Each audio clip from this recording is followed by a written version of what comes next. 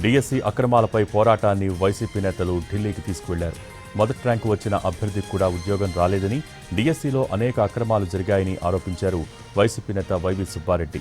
ఈ వ్యవహారంలో CBI enquiry కోరుతూ ప్రధాని, హోంమంత్రి, విద్యాశాఖ మంత్రి, సీబీఐ డైరెక్టర్కు వినతిపత్రం అందజేస్తామన్నారు.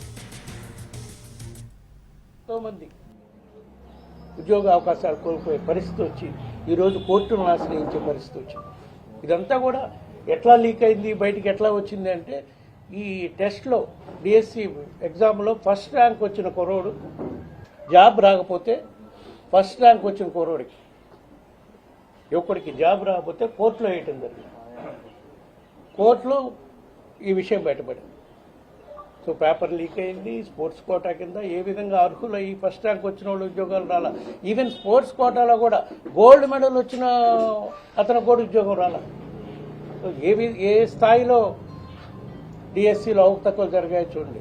దానికోసమై ఇంతమంది నిరుద్యోగ యువకులకి, అర్హులైన నిరుద్యోగులకి అవకాశాలు రాకపోగా దీంట్లో పెద్ద స్కామ్ జరిగింది.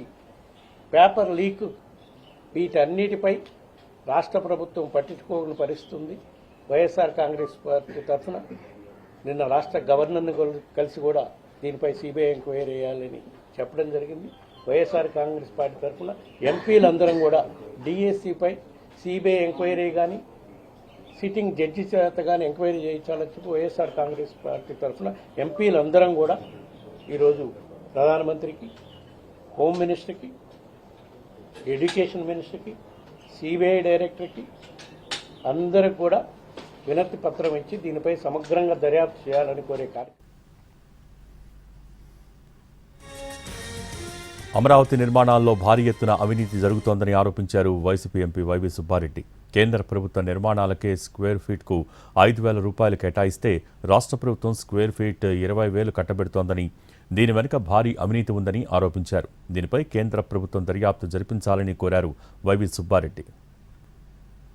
లక్షల స్క్వేర్ ఫీట్స్తో క్యాపిటల్ ప్రధాన బిల్డింగ్స్ నిర్మాణానికి టెండర్స్ కొంతమేరకు టెండర్లు కూడా పిలిచారు, కొన్ని ఫైనలైజ్ కూడా చేశారు.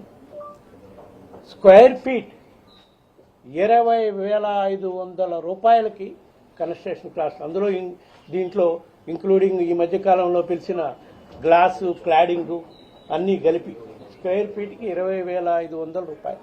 అయితే ఏ ప్రధాన నగరంలో అయినా రియల్ ఎస్టేట్ వ్యాపారం చేసేవాళ్ళైనా ల్యాండ్ కాస్ట్ కాక సుమారుగా 5-6 వేలు, మ్యాక్సిమం అంటే 7,000.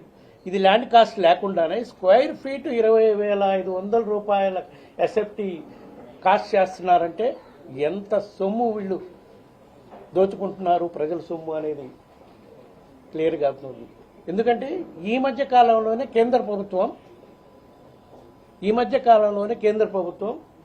అమరావతి, సేమ్ అమరావతి నగరంలో ఎక్కడైతే అమరావతి నగరం నిర్మాణం జరుగుతుందో అక్కడే సిపిడబ్ల్యూ వాళ్ళ ద్వారా కేంద్ర కార్యాలయాల నిర్మాణం కోసం, కేంద్ర కార్యాలయాల్లో పనిచేసే ఉద్యోగులకు క్వార్టర్స్ నిర్మాణం కోసం పిలవటం జరిగింది. డబ్బులు కూడా శాంక్షన్ చేయటం జరిగింది.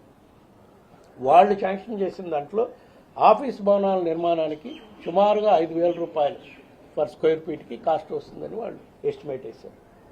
టెండర్స్ కూడా పిలుస్తున్నారు.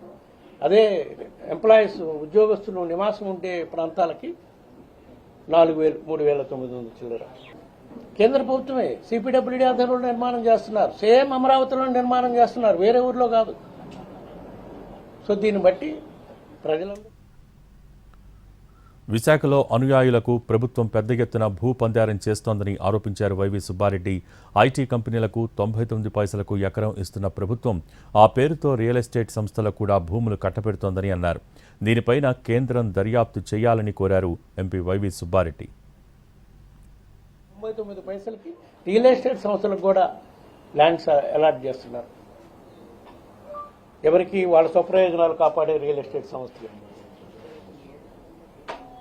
మరీ ముఖ్యంగా ఒక తెలుగుదేశం ఎంపీకి సంబంధించిన ఒక ఎడ్యుకేషన్ ఇన్స్టిట్యూషన్కి సంబంధించి 54 ఎకరాలు సుమారుగా 5,000 కోట్లు